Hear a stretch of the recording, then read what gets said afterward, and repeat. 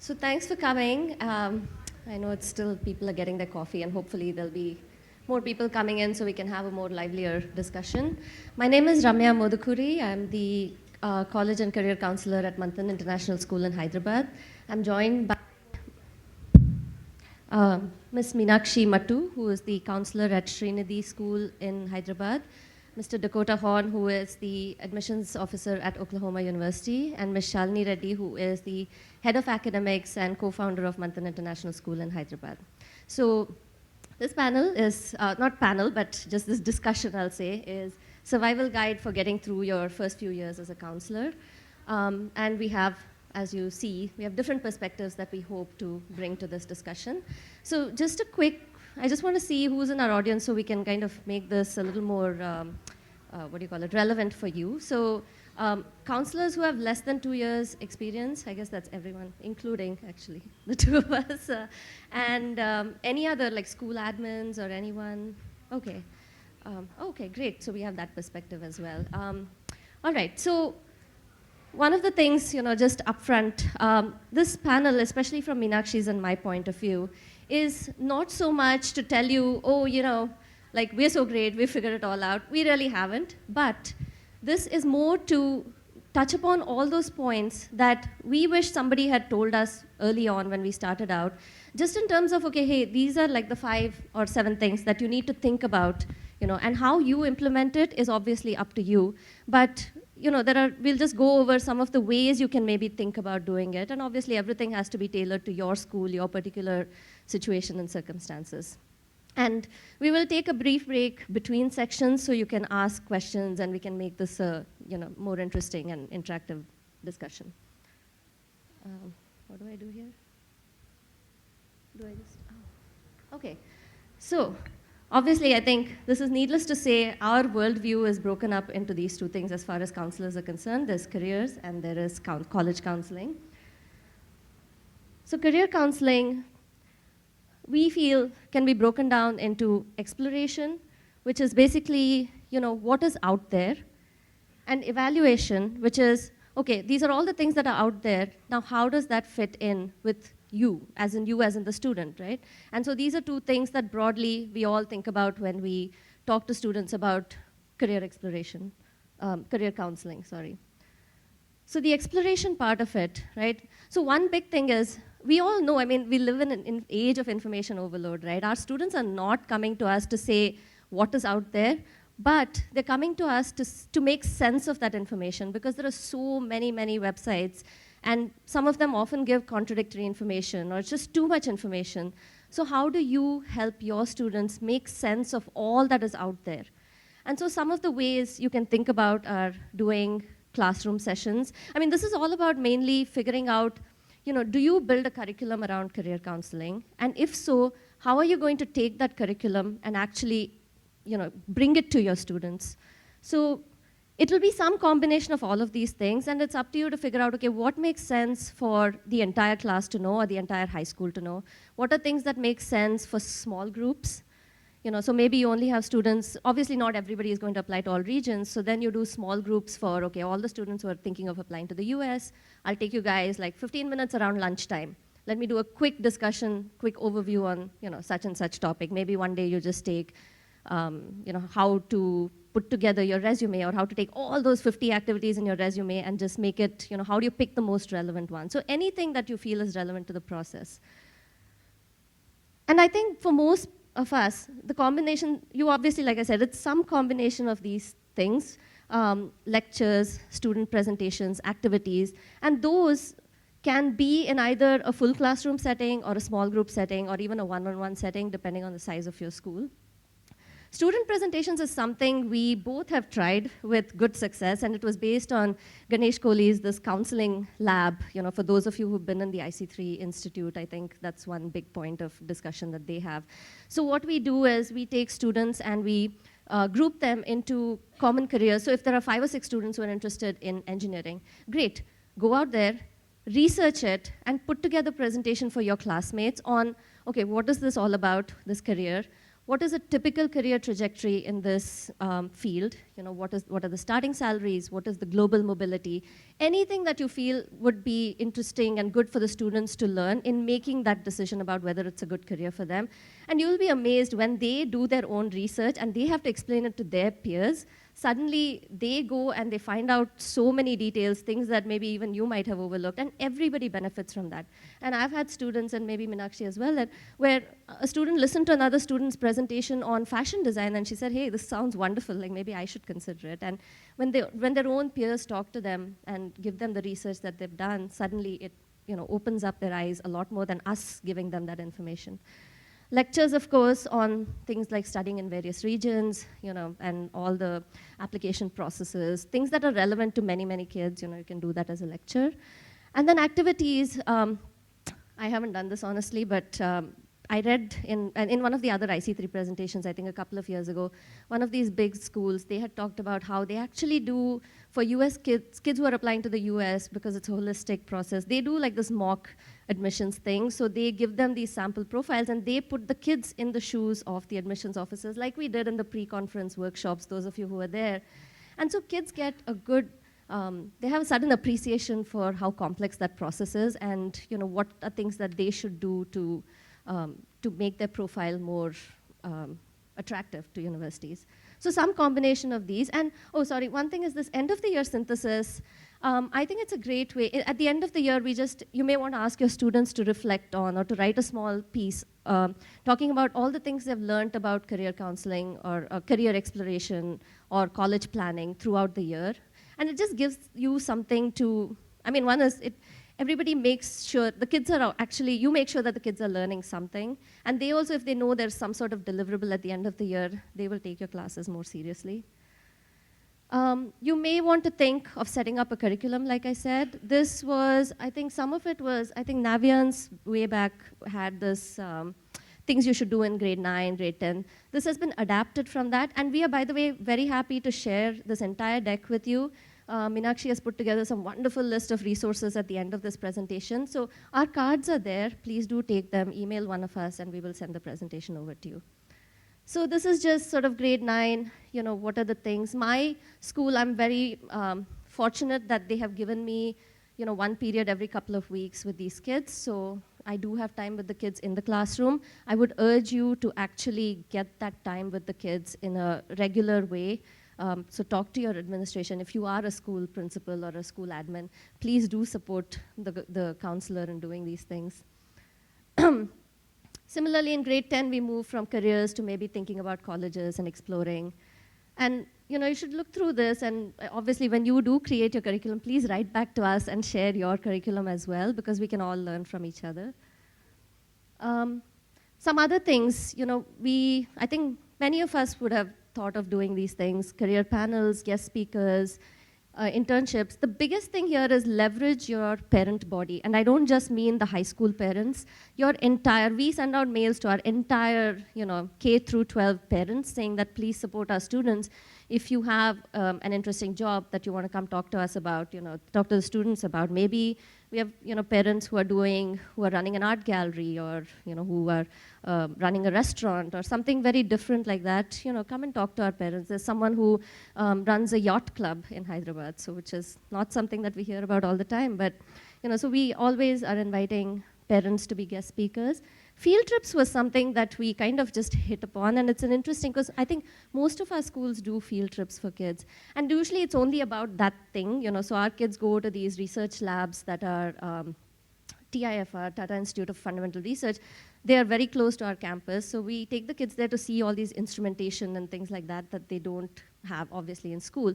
But what we've started doing is requesting the teacher who's going with them to ask whoever's presenting to spend an extra 5 or 10 minutes at the end of that session to talk about career. So a research scientist who's showing them that instrumentation may also want to talk about what does it mean to be a researcher? Why did I pick this career in science? What do I love about it? What is the future of this field? So just 5-10 minutes. And it's a great way for students to, while they're in that moment and a captive audience, this is something that can be imparted to them. And So the second part of this is the evaluation, like I said. And this is actually, to be very honest, because we're having an honest dialogue here, it's been very challenging, I think, for most of us. And this takes time to build. And if you have a degree in psychology, more power to you, because I don't, and I struggle with it, and I've been reading books about these psychometric assessments. People love them, people hate them. You have to kind of really figure it out, take a few of these assessments yourself and read up on it, because there's a great book on the Myers-Briggs tests as well, which a lot of these CAL4 and Bridgeu, they do these MBTI tests. And there's a great book written by the people who actually came up with the MBTI, and it's called Do What You Are. So read up on these psychometric assessments. We had O.P. Jindal come to our university. They brought along a psychology professor, and coincidentally, unfortunately, she's done a thesis on psychometric assessments. So I was able to ask her, do you really think it's appropriate? And she was basically like, no, but don't tell all the software guys out there that I said that. But what I like about the psychometric assessments is, so I don't really use that as the main tool. And this is obviously up to you to decide. I'm just telling you my experience. There's also this great book called What Color is Your Parachute?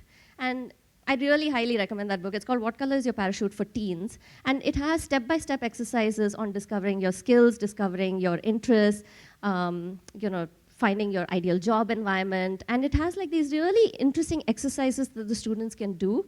And it really is very hard because the students have to reflect, and they don't want to do that. But that's much better than a test where you just sit for 20 minutes and then it spits out an answer saying, hey, you would be great for a creative field based on, because we all know these things come with biases. Students answer the way they feel they should rather than the way they... Exactly, the point of time, the day of the week, like it's so subjective, right? But it's good to have both of those things to kind of give you, like just, you can triangulate various things and figure out what they want to do. Yeah, she's a psychologist, I think so. I'm a psychologist from Chennai. So I also have been teaching the students, okay, when they give me a subject. So I understand the children, okay? Yeah, I have seen them and I have understood. So when I take the test, I can see the entire contradiction of the answers. So there is no integrity in the answers. Then there is no point of creating a report and talking. When we talk to the parents, they say, the report says this, but you're telling my child is this. What happened? Because they know the answers we should give like this. So they are not telling what they are actually. For example, the child's color, they like blue. But if I give blue, maybe I'll get some other answer. Right? Some kind of optical illusions we have. So first if you see a women picture, or first you see a flower picture, who are you? Right? So even though they see the women picture first instant, what are the friends are telling? No, I saw only flower. So we can't actually accept their right answers, which is right or wrong. So that is a very big challenge in psychometric assessment. So in that part, we have to be very careful. Whereas if I don't take class with them, I will be, okay, this is the report of the child, and it's like blindfolded for me. Yeah. One other thing, and please do talk to her, and also, ma'am, I forgot your name. She does special needs, because one of the things I want to talk about, I had this experience recently, like 2 weeks ago, where a child came and said, ma'am, it just said that it couldn't find my personality type. And he is on the autism spectrum. He's a very high functioning and very smart child. But he was really, the Myers-Briggs test said, you don't have a discernible personality type. And I don't have any background that, so obviously I've been talking to, Shalini works, we have special needs teachers, and this is something that you should factor in, because you will at some point, if not now, at some point you will have kids with learning disabilities who are on the spectrum in some form, and how do you, and I still don't know the answer to this, but it behooves us to think about this. And she is a special needs educator, that's why I'm pointing to her in case everybody take her card and you can reach out to her. And I'm also a special education needs coordinator.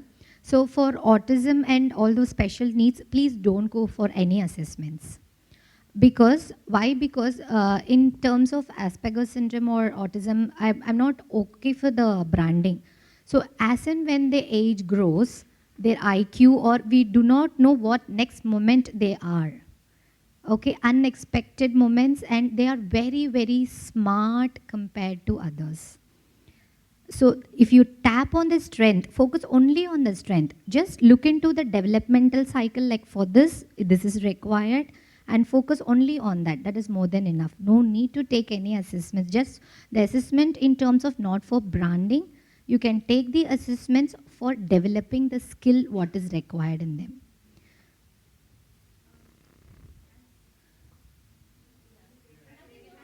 In the interest of time, yeah, and then you guys can obviously take your cards and figure. All right, and then this may not be that obvious either. Teacher feedback. We have, in our school is still pretty small and pretty new. So we have teachers in high school who have taught these kids from 6th grade onwards. So they know the kids actually better than the kids know themselves in some cases, and their not just their academic ability, but how they handle situations. So talk to the teachers who have known the children as well and figure out what maybe, because sometimes kids come to us, they say, I want to be a creative, something in the creative field. And I turn to Shalini and she says, I have never seen this kid do anything creative in the last 6 years. So then you have to have that conversation, right? Some of these are just like little things, but some of the challenges are, one is that the psychometric test, like we said, it just said you're best suited for retirement. Expectations versus reality, and this is a sensitive conversation to have too with the child. Like I said, child may say, oh, I feel like I'm so creative, but really, I mean, what have you done? Why do you feel this way? And it's just an open conversation to have. And then this, of course, is our great Indian parent expectation. For those of you who can't read, it says, Dad, I want to be an actor. Beta, it's pronounced doctor. So, doctor, engineer, we've all had that stuff, so I'm just going to skip through it. These are really challenges that you need to be prepared for. One is making students do any of this stuff because they all put it off till the end of 10th grade when subject choices have been made. Then they, go to the default option, math, physics, chemistry, biophysics, chemistry. And then adding another subject to an already packed school calendar and expectations, as we talked about. So do create a curriculum, because it does help you structure the knowledge that you're going to be imparting. Leverage existing resources, talk to us. If you're not on by the way, a plug for our career counselor network. Anybody, those of you are on it, anybody on it, the WhatsApp group? Oh, please do put your name and your email ID on one of these pieces of paper. We will add you to it. It is a pan-India career counselor and college admissions counselor network. Many people are on it. Fantastic, fantastic experienced counselors are on it. And every day we have hundreds of questions that people ask and answer. So please do get on it. And engage parents. And this is something I think even Meenakshi will talk to you about. So Meenakshi is going to take you through college counseling. All the exciting part is over, to be honest. So let's come to the boring. Okay, thank you. Is this one? Perfect. So we generally divide counseling into two major parts, which is career as well as college counseling. So the exciting part, as I said, career counseling is something that really excites me more than the college counseling, is because there's a lot of admin work related to it. But we will help you get through that. We are, of course, sharing our best practices. So whatever works for you, please share those best practices with us as well. So it's always about sharing. So again, we have divided this into 3 sections: advising, exploration, and application. Advising is completely, advising on colleges start from grade 10 onwards, I would say. So grade 10, especially when the students are, finished with their final exams, now they are at a very crucial stage of choosing their subjects. That's when you'll have them come and visit your office more often. We are an IB school, and Ramya's school is a Cambridge, and they will soon be getting CBSE accreditation. So we basically cater to various curriculums, definitely. But for IB especially, we cater to 6, there are 6 groups, 6 subject groups in IB. So it is very, very difficult for a student. It's a lot of pressure on their tiny shoulders to decide the right choice of subjects for their future, right? Given that there are various different requirements from various countries, especially when it comes to India versus the world, to be honest. Generally, it's always, when it comes to US college application process, we always say US versus the world, but when it comes to picking right subjects, it is always India versus the world. Because of the subject requirements that we have when we have to appear for joint entrance examinations, or for NEET, for NATA, for example, architecture, right? Why would you need, we can always ask that question to ourselves, even to students for that matter. Why do you need chemistry for architecture, right? But for US colleges, we need visual arts for architecture. That makes so much more sense. But if a student wants to pick physics, chemistry, maths, and keep a visual arts as an option, that's a very difficult choice to make for an IB student. I wouldn't know exactly how to go about an approach when it comes to other curriculums, so you can always help me out with that. So that's a very, very tricky situation that you will, and you'll find yourself in, in the future. Similarly, for NEET, you need 3 sciences, especially if a student, again, wants to keep an Indian option open as well as want to go to abroad. So that's when we have to ask them to take up 3 sciences, but basically 2 sciences with 1 additional science. So these are the kind of situations that you will find yourself in at the end of the 10th grade before they make informed choices. Then it comes to grade 11 students. I generally make sure that students end up writing or finishing off their entrance examination when it comes to writing SAT, ACT, or SAT subject tests, and finish off everything in grade 11, so that they have less burden to carry on in grade 12. We are dealing with teens. Let's not forget, it's a entirely different battle altogether. How many of us actually face challenges with timelines? Please raise your hand. Right, so even we are also sailing in the same boat. So the mantra is plan backwards, set up your internal timeline. So when a student is in grade 11, I make an implementation plan for them so that they start planning backwards. We discuss one-on-one in terms of the subject tests that they have to take. Sometimes they end up taking 2 or 3 subject tests. How do we really split those subject tests on various particular days so that they do not really stress upon? The idea of them writing subject tests is not just to finish up the task, just mark a tick, okay, this is done and over with. We want to make sure that the subject tests that they're writing are worthy to be shared with the universities, right? So that's the whole goal over here. So we make an implementation plan for them. And of course, we need to keep following up. And another very special, and I would say, this is something that it might help you, because keeping parents in the loop is something that you might want to consider. Every time that you send out a communication to students, I always mark a copy to parents so that tomorrow they don't come up and say, oh, I have no idea what's happening in my student's life, in my child's life, what's happening from the career's perspective. So you always have a backup, and it's right. It's a rightful, it's a right of parent to be in the know, to know what's happening in their child's life in terms of what's the conversation that is taking place between the counselor and the kid. So it's always helpful, and they always will come back to you with questions. And you have, as a counselor, I think it's our prerogative to kind of keep them in the know and help them out with their queries. Of course, then grade 12, a very, very crucial year in students' life. When I talked about implementation plan with grade 11 students, when they go on a summer break, this is the time I ask them to do the extensive college research.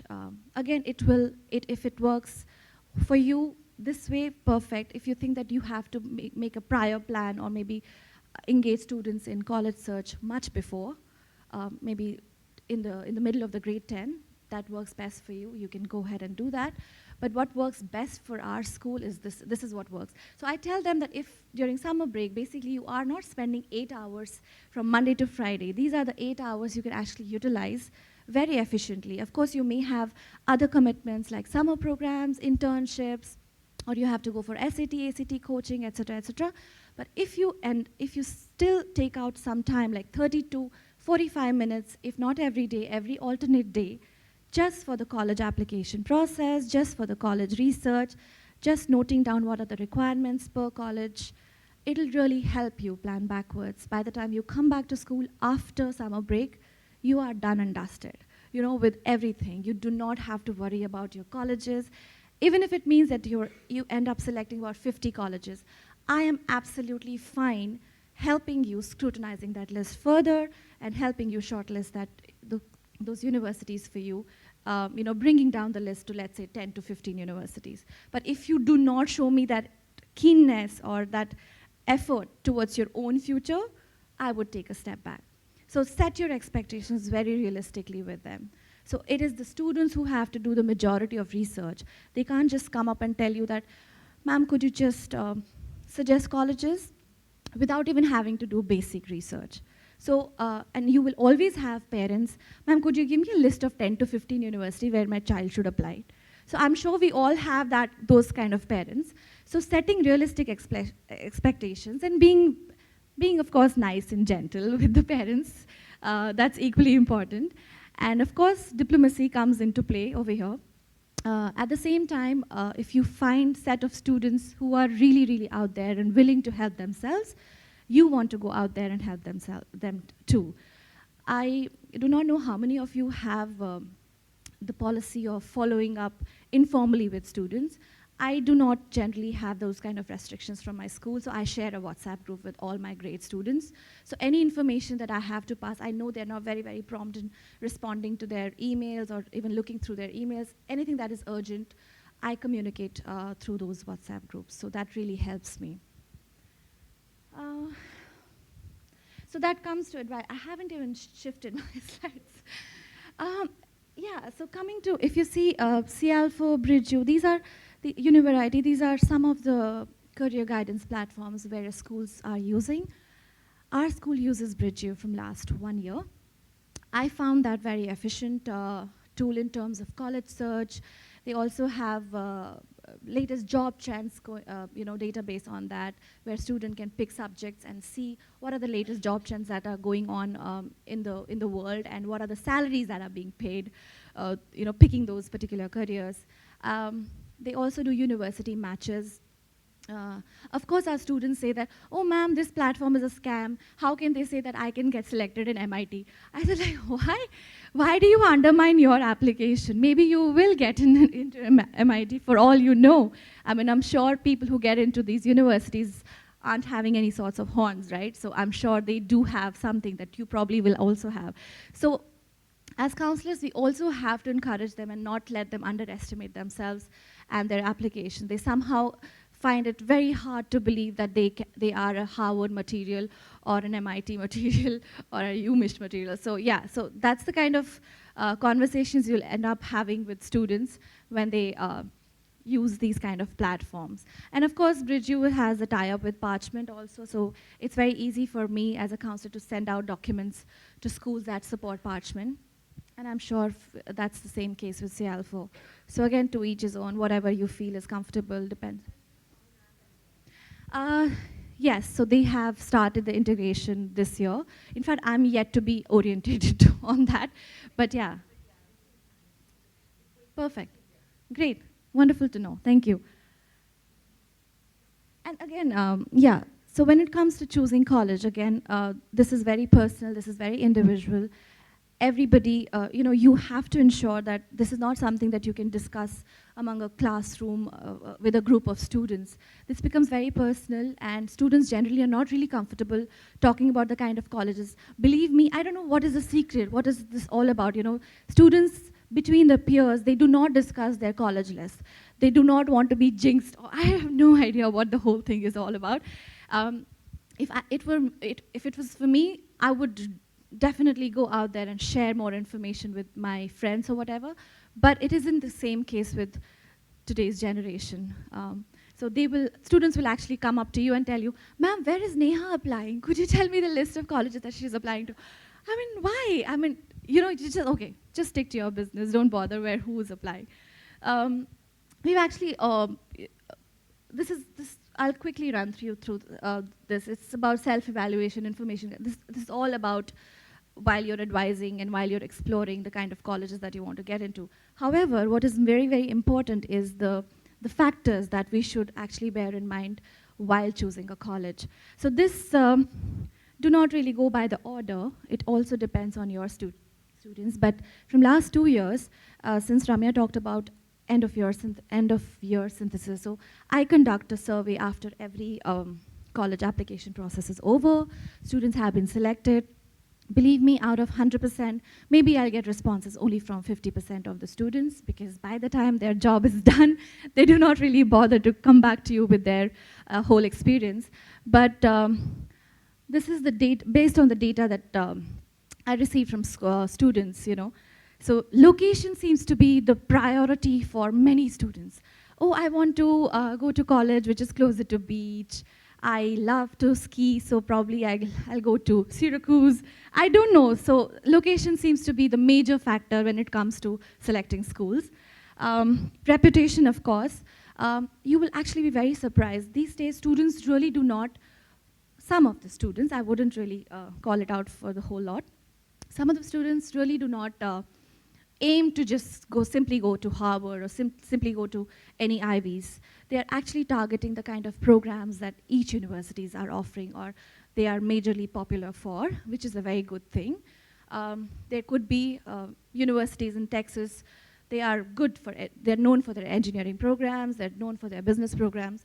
Similarly, I think that's their priority more than the brand. So just because you do not know the names of the university does not mean that the university does not exist, one, and also does not mean that the programs that you're looking for aren't offered in that university, and they are not the best ones in the market, for that matter. Size of the university, yes. It depends on the personality of students. I'm sure many counselors, behavioral counselors would agree with me. When it comes to the size of universities, I have had some students who are shy, who are still in the shell. They probably do not see themselves a part of a very, very big university, a large university like 75,000 students, 90,000 students. They do not want to see themselves getting lost. So you have to bear that in mind while advising a student in terms of selecting a school which is keeping the size of the school in mind. I had a student who got chosen at NYU Stern Business School and also at University of Michigan, but she chose to go to University of Michigan. I mean, anybody, I'm not really comparing the two institutes, definitely not. I think that both the institutes have their own, great reputation for that matter. But NYU, in terms of the campus environment, they do not offer you a campus experience, wherein University of Michigan does that. So she wanted to be feeling more secure. So she chose to go to University of Michigan. But anybody, a third person, if you ask, oh, why didn't she go to NYU Stern? So that's how personal it becomes. So you have to bear that in mind when it comes to addressing particular personalities among your student body.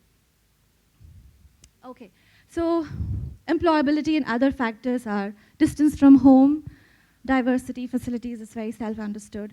This is a kind of template that we actually share with students to record the cost of living, and if this really matters to you, you can always keep a check on that. Of course, we'll share the presentation with you. This is a repetition, something that Ramya has already covered. And at the end of the day, it's a three-way process. We are definitely talking about student, keeping student in mind.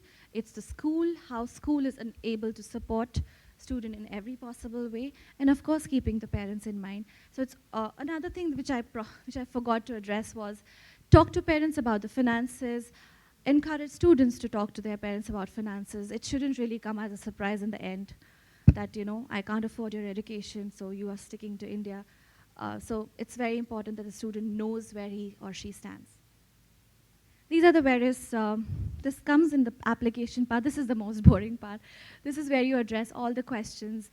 You'll be sent snapshots on your phones. Ma'am, how to go about filling this and filling that. So you'll have to just try and find some time to acquaint yourself with these platforms, because you will see them quite often from October all the way till March. We've just put down some of the challenges. I will actually throw this question at you quickly, just one more minute. And if you can just tell me what are the kind of challenges that you face on a day-to-day basis in schools. We've listed some of the very common challenges. Anybody wants to throw in some light on the ones that we've already addressed? Anything beyond that? Or how many of us really resonate with this list of challenges? Right. Right. Yeah. So we have Shalini and we'll have Dakota address those challenges for us. Some of the helpful tips we've put in, I would just stress upon 3 points over here. You're not an encyclopedia. Trust me, the group that Ramya was talking about, I probably am the most active participant in that. The moment you feel that you probably know something, there will be somebody else who will throw a question in the group, and you will like go back and do some research on that. What is this all about? So it's always work in progress. So all the best to that. Second, be discreet. Know the difference between a good to know and need to know information. You will be overwhelmed with a lot of information from universities, from agencies, of course, as much as that annoys us. But do know the difference between what could be for the best interest of students. Only then will you share that information with students. Last, when in doubt, write to universities directly. I encourage my students to write to universities. Sometimes if their queries don't get answers, which is highly unlikely, but as a counselor, I know that somewhere within the 24 hours of frame, I would get the response to my query. So that's very, very reassuring as a counselor. So we aren't just any member of the team, we are a team plus. Thank you so much for listening in. Now, over to Dakota. Thank you. Thank you. Good morning, everyone. So the experts have spoken. I'm going to try and share some opinions with you. Quick disclaimer, these opinions don't reflect the opinions of my university in any way. They are my own, and they've been kind of gathered over 5 years of experience, lots of travel to India. I know that most of the counselors in here operate at schools in India, so it will be focused on you all. I represent a U.S. university, so most of my opinions are U.S. focused, but a lot of these things will apply no matter where your students are applying as well. Meenakshi just talked about writing to universities, and I think the key takeaway from my portion here is that we want to communicate with you.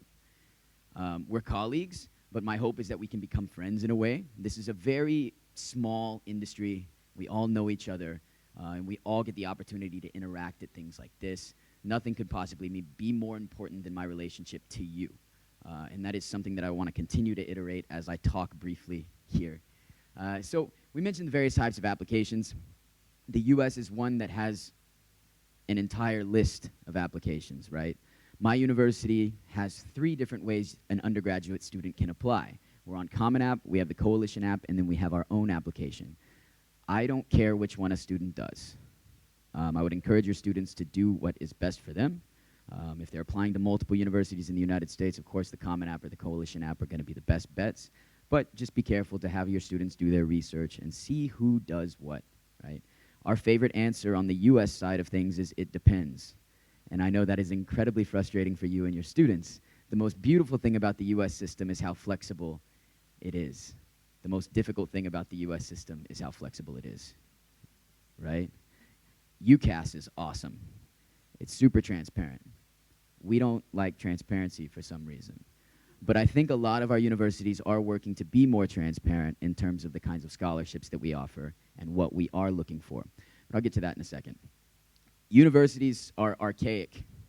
You know, we could have groundbreaking research happening at our campuses, but we're still sending snail mail and emails to your students, right? We're trying to communicate with 16 and 17-year-olds, but most of us are old and operate through email. So encourage your students, hey, you have to check your email, right? The best universities are finding new ways to communicate with students, but most of us aren't. Encourage your students to check your email. And please, may I ask nicely for you to check your email as well, all right?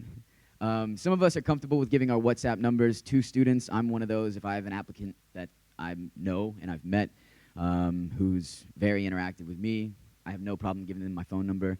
If their parents want to invite me over for lunch when I'm in town, that's great too, right? It's going to be different depending on how comfortable the person is. And one more thing about emails. Our CRMs, the systems that we use to communicate with students, track everything. We know what emails your student has opened. We know what they've clicked on. And all of this data is right there for us to see. So when a student says, oh, I didn't get that email, and I go in and I see that they've opened it and clicked on a few different things but aren't reading any of the things that I'm saying to them, it just doesn't look good. I want my students to finish their applications. I want them to apply. In no way do I want to make things more difficult for them. Keep that in mind too, and reiterate that to your students. We want your application. We don't want to close the door. I think that's super important. So some of this, I think, each one of these points that we're making today could have its own session. Basically, we just wanted to shine a light on a variety of things. And it's up to you to follow up. We talked about finances a second ago and having those honest discussions with parents. Merit and need-based scholarships and aid are something that every student wants to get. Students want to be proud to receive a scholarship. I would encourage them to, as Ganesh says, deserve before you desire. Have students focus on what earns those scholarships, and then communicate with universities about the criteria for those scholarships. Some of us are very transparent. If you do this, you will receive this. Need-based aid is going to be fewer and far between. It doesn't happen very often, but some universities are able to meet need. And you're going to learn a lot about that over the next couple of years, which universities do offer generous amounts of money to students and which ones simply don't. Right? Urge students and parents to consider the cost of living. Right?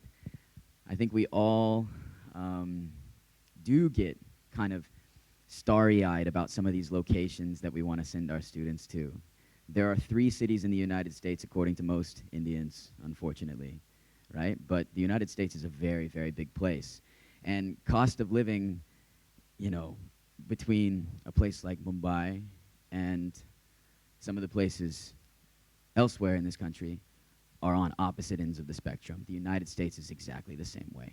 So if cost is an issue, think about how much it's going to cost for that student to be in their 2nd or 3rd year paying rent and buying groceries. Very few people, I think about that, and they look at the sticker price of a university, and that's it, right? Okay, difficult conversations. Parents, let me just start by saying that I do not envy you all one bit. Parents are not easy. They want the best for their children, and sometimes they think they know the most about what you're doing. And I get to have these conversations when I visit. I have no problem sitting down with a group of parents and having the tough conversation with them. I don't have to sit in the same community as them, as you. So if you want me to come in and give a reality check, I'd be happy to, right? We need to manage expectations, and putting some of that off on your university representative, if you're comfortable with them and they're comfortable with it, is totally fine, right? Transparency is going to be the key here. Demystifying the process is 70% of my job when I'm interacting with counselors and students. So I've got no problem continuing to do that. Life skills, frankly, most of our students are pampered. And when they get to the United States and they're expected to do laundry and do some things for themselves, it's a shock beyond belief, right? A lot of universities will put together a lot of new student orientation programs and lots of ways for those students to come and make a smooth transition. But have the honest conversation with your parents and the students. Hey, are you ready to go and live independently? What are some of the things you can be doing to prepare yourselves? We're teaching you biology and math and things like that. We're not teaching you how to, you know, put on your shoes, right? Guidance versus enforcement. Encourage your parents to be guides, not enforcers. Encourage them to love their to listen to their students a little bit. You know, it is very difficult for me to come and meet with a family in the evening and not say one word or hear one word from the kid. It happens all the time. And of course, I'm being diplomatic and nice, and I don't want to say anything to offend anyone. But I would encourage people to guide. Once again, I don't envy you for that conversation at all. I know that safety is a huge concern as of late amongst parents, no matter where they're going. U.S. universities are mandated by something called the Clery Act to report all of their safety statistics to the U.S. government. All of this information is widely available. I know that a lot of folks aren't aware of this. So if your parents have questions about the safety of campuses and different universities, a lot of this information is going to be available online, or reach out to me. I know that most university reps are going to say, yeah, my university's safe, right? Of course. But if you've developed a relationship with somebody and you can really talk about what it's like to live in their community, I think that you can give a clearer picture to parents about what they can expect. Right. And then the last point that I've got here, the immigration and student visa timeline, I think that this is something that we don't think about initially. We're so focused on counseling and college counseling and career counseling and what that can become that we're not thinking about, oh my goodness, we have to apply for a visa. So keep that timeline in mind as well. US universities, students are applying 6 to 12 months before they're even showing up. And when I tell a lot of my Indian students this, they go, wait, what about my year 12 marks? I go, it's a shock to learn that they're applying before they would even receive their final grades. Okay, fun stuff. Sure, I apologize. My time is valuable, as is yours. If we're visiting your university or your high school campus, if I've visited you multiple times, the most important thing that I can do is meet with you and meet with your students. I love this country for its hospitality, but my time is important, and so is yours. Most of us are in town for a very short period of time, and we're trying to rush around to as many different places as we can. I encourage you to consider unique visit models. We talked a little bit about this. The mock admissions panel is amazing. A lot of the workshops that we conduct as university visits are amazing. Some of these students are so inundated with information from universities that it goes in one ear and out the other. If we can make things more meaningful by not just telling them, hey, I'm a big university that has 100 majors, and we also do this and this and this, we add value to the visit, and students remember that, right? Quality over quantity. I want to come and speak to your students, but I would rather talk to the students that are most interested in coming to my country than all of your students as a whole, right? There's a tendency to roll out the red carpet and bring as many people as possible, and that's fantastic, but at the same time, I want to talk to the most interested students and prioritize that over everything. At the end of the day, we should be each other's primary resource. My job is to communicate with you and to guide your students through their application and admissions process. What could be easier than that? So encourage your students to reach out to me. My relationship with you in many different ways is more important than my relationship with your student because you're going to touch the lives of many students over the course of a few years. So I encourage you, communicate as much as possible with your admissions representatives to get a clear picture of what their university is and what the application and admission process can be like. And then find your community and get involved. We already mentioned some resources. This is a very collaborative field. And I think we can all be extremely thankful for that. I don't see any problem with being able to help out my colleagues on the university side. And I see that even more on the counselor side. And it's amazing. So get involved with your city, get involved in the national organizations, get involved with the international organizations. We all help each other out. And I think that makes it so much easier for those that are just getting started in this really wonderful field. So thank you very much.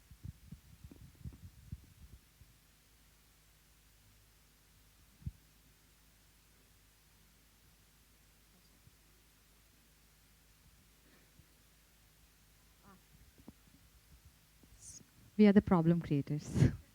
I know all of you are here for that, and I think the reason Ramya asked me to get talk on behalf of school administration is, I think some of the administrators are, we have 7 hours a day in the school schedule, and everything is important. And career counseling is a new addition to most of the schools. For the new school like ours, it's just a step up. We're very quick to adapt, and hence we got onto the wagon very quickly. Making career counseling as a priority so it's one of the subjects for us. It's as important as math, physics, chemistry, because at the end of 12 years of journey, children selecting something which they're going to enjoy, be happy about it, and make a good career out of it is something as an outlook we look for our school. 12th grade marks, they get it. 10th grade marks, they get it. But out of those 12 years of schooling, what next? I think a lot of us, yesterday we were discussing, how many of us are ending up with careers for the subjects we have studied? I think Definitely, I was not in education and MBA in finance. Neither.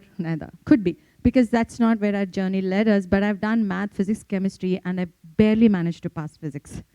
You know, that's my thing when I'm trying to convince parents. We have, as I said, CBSE and A-levels. They tell us all you international schools are trying to divert our students to international colleges. I said, first of all, I'm not getting any cutoff. Neither am I diverting anything. So please respect the college and career counselors. They're trying to get the best possible colleges for the best for your children, what they love to do at the end of the day. So career counseling is a part of academic learning. Make it as a period. Make sure the resources for them available at all points of time. At least be the listening ears, I think. And the reason is counselors, please push the school. I know a lot of you, I don't know what kind of relationships you have with the school. Until unless you put your foot down, we are not going to listen. My 10th board exams are really important. So it's like you put your foot down, let them, because all of you are attending the sessions, you know what exactly. I'm not sure how many school administrators are there, but last 2 years, I've seen many school coordinators, administrators, and principals are attending the sessions, which is a good go so that they know what it is not. Make a time-bound curriculum challenges. We like our schedules and deadlines. We make our school calendars a year before. If career curriculum is same in the direction as we make subject curriculums, then it's very important to explain to the entire school communities, coordinators, subject heads, management, the board. You know, it's certain something which looks like achievable, done, and well-planned thing, not something which is done ad hoc, off the chart, and things like that. It's very important to have, and there are many challenges, like all of you might be doing for the first time, you've already been doing. It's not easy. It took me 9 months or a year to break down Cambridge curriculum when we started off. It was not easy. It takes time to get to know things. If you're doing career counseling for the first year, this is the best way to go in your school. And create space, time to conduct career planning activities. All the classrooms are filled. Auditoriums are booked a month. Libraries are packed. You know, I don't know how many of you have free classrooms in the school. Anybody? Very few, maybe you have. Maybe 2. For me, those are also blocked by student clubs, activities. High school is very dynamic. Primary, high school kids are raring to go to do a lot of things, and you need to give space and time with all the skills they're expecting them to have. Life skills, of course. I do that life skills part in presentation from middle school. There's like the whole chart I have published by Stanford and Harvard. We all have the dreams. Every parent knows. But what is it that to get there is something which we use in parent orientations. Talk about career counseling and college planning in student orientation at the beginning of the year with parents. And we talk about a lot of behavioral challenges and management in the school. And we talk about extra toys, why it mismanages their life. I tell them put a college fund. Because that outline I got after starting, because college education is not easy. It is an expensive proposition for a lot of parents. So environment is very important. We create spaces, whatever little space. Those guys don't ask us to book an auditorium. They ask us to do it very simple and neat and clean. So we make space. Make sure the career counselors are constantly in touch with your school teachers, coordinators, administrators, because they have to be part of the whole running, and they work with multiple divisions at the same time, departments. It's very important for them to get to meet people every day. So again, I think college counselors, you need to expect that to happen. You should be able to pick up the phone and speak to them, get them to talk what you need to or what you want. I don't know whether it's possible, but that's how we train our administration department to be like that. Counselors can pick up the phone, talk to anybody in the system, and they're ready to willing to help immediately. And parent and student orientation, we need to give time. Otherwise, we'll have walk-ins. Can I speak to the school counselor? I have such things. They have to work with children on a regular basis, on a daily basis, and especially when they have free time, so time when students want to spend. They have a specific day and hour also. This is my downtime, so I need to speak. So give a structured time for parents when they come. Like you have PTMs, right? Parent-teacher meeting. That time we encourage parents also to take time and speak to the counselors at that point of time. And sometimes we insist. And processes. There's a lot of background processes and IT systems, which is a cost function, which needs to be implemented from the time career counseling department starts in any school. Yesterday, I've attended the session on data handling and how to manage the data. Then I understood more how important it is to have information of your previous students' admissions, admission process, where they got admitted into, and what kind of challenges they faced, and how did they go over. And alumni is something we are still trying to get it done. So there's a lot of things, IIT, and your mark sheets, how to put your mark sheets as required by the universities and how they expect the format and all. This requires your software, school softwares to enable and store the data. Budgeting, yeah. Okay, so I'll just close. Current challenges, we have put in all the challenges, but biggest challenge we are facing as a school is to do with parents. Constant challenges from parents in regarding with the career counseling. Don't do it to we don't want career counseling for students. We want them, being down south, we want to do JE and NEET. So nothing else counts for us. So first of all, they do it, and after 1 year, they say, you know what, doesn't seem to be a big choice, like 12th grade. And then they say, this is what we want to do. We want to shift and look at other places for admissions, college admissions. Since you're the first time school we are facing. The other thing is, last, I want to talk about this part of budgeting. Yeah, there is a session for us, at 2 o'clock on budgeting. Please attend if you're want to understand how important it is to provide finances. School boards, managements, or chancellors or chairmen are very keen on knowing what is the cost of this. It's very important for you to know. So I'm just rushing up. So each of these can be a full day, workshop in itself. So we'll open it up for questions because we do have a few minutes. But please do come and talk to us. It is a break now, and we're very happy to share our experiences. So are there any questions that you publicly want to ask? Yeah, Rahul.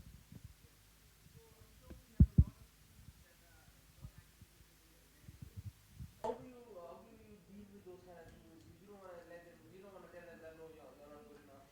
No, I think so. One thing is we have this misconception that that all the universities require an A star, A star, A star. They don't, right? And you guys know this well enough, even if you've been in the space only for 3 or a few months, like under a year.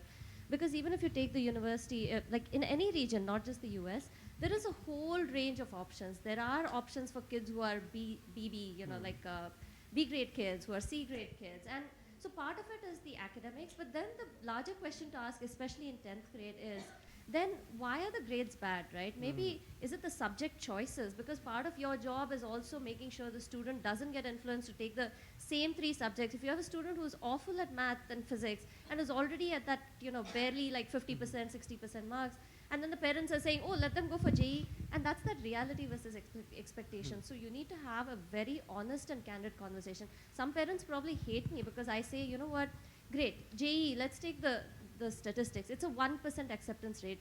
Is your child even in the top 1% in his section, let alone his class, let alone his school? So then, and when you put the numbers like that, they do. So then you say, okay, and then this goes back to working with the child, maybe psychometric assessments or workshops to figure out what are they good at, Because if they find a subject that they're good at and that they have a natural aptitude for, then they will get better grades. Yeah, but yes, there are some students, despite all that, will still be, because we are all different human beings and not all of us are academically inclined. But then, like I said, there's a whole range of colleges with different expectations, different entry grades and so on. So you have to research, they have to research. Yeah, the thing is, in a country like Nepal, most of our students are looking for scholarships, and a lower grade means a lower scholarship, which makes it difficult for students that are really interested in going to the US or any other country. If they get a good scholarship, then only they'll go. If they don't get a good scholarship, but they really want to go and study abroad. So how do you deal with students like that? 2 suggestions. Most Thank you. universities, and you all probably are well aware of this, but for those that aren't, most universities or high school counseling offices will put together a policy of you can apply to these reach schools, you can apply to these schools that meet your profile, and you can apply to these safe schools, right? I think it's important to manage expectations that way and saying, sure, we can go for that really selective university or college, but if you're going to apply to that one, I want you to apply to at least 1 or 2 that fit your profile a little bit better. Your question about finances, you and I should talk about community college after this, right?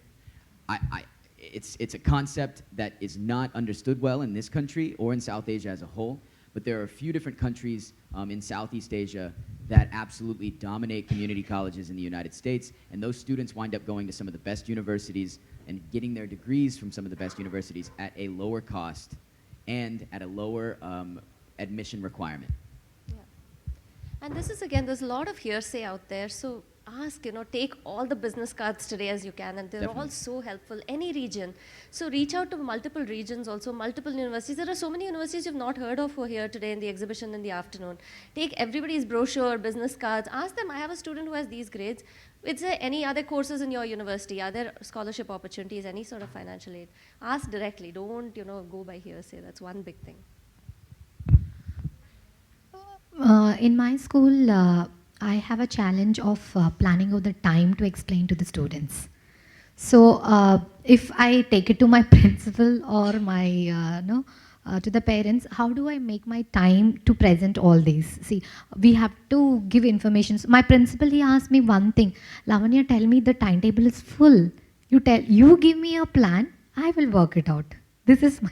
At the beginning of the year, I think you need to know that all the principals and department heads, we sit and discuss the number of periods need to be allocated for each subject. We know. That's what I said, we have to make it Career Council as a subject. So weekly once, and also say Ramya doesn't need to meet 9th graders every week, but 11th graders, yes, every week.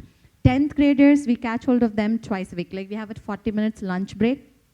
20 minutes is where we catch hold of them, and they all sit very enthusiastically going through the whole process, because they don't need like a full-fledged 40 minutes period. 20 minutes, they're all there, and after that they go for lunch. So how to use this and make it part of the schedule, and weekly, like Rama, we do substitutions all the time through the week, because some teacher is on leave, we need an extra, and so we do substitution for career counseling.